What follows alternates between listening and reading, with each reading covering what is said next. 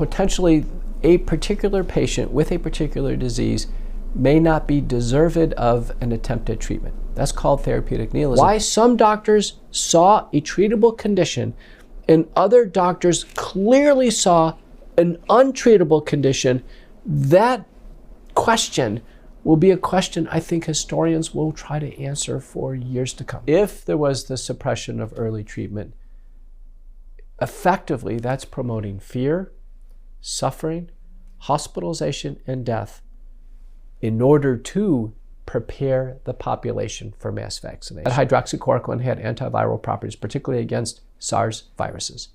And I think because of that, it was known that if hydroxychloroquine came into broad government-endorsed use, there would be a destruction of the population prep for mass vaccination. I think it was very intentional. People would have to feel that they would die if they don't take the vaccine because there's no treatment. There's not a milligram of treatment that can help them at home. And this idea that the entire population would be subjected to an injection as regular medical therapy for an indefinite period of time is untenable. When the US hospitals proclaim that it's a crisis of the unvaccinated and that the vast majority of people are in the hospital who are unvaccinated, immediately we should be suspicious. So we have asymmetric testing.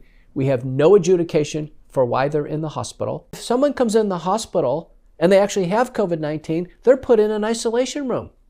And it's assumed they're unvaccinated in the United States. I think all of that is intentional medical and public health fraud to scare Americans into thinking that the vaccine protects against hospitalization when indeed it doesn't. Now, what we see is that somebody vaccinated is more likely to get COVID-19 than someone unvaccinated. The World Health Organization is not recommending boosters. In fact, they are putting out cautions against boosters. The World Health Organization recommends against the use of remdesivir in the hospital.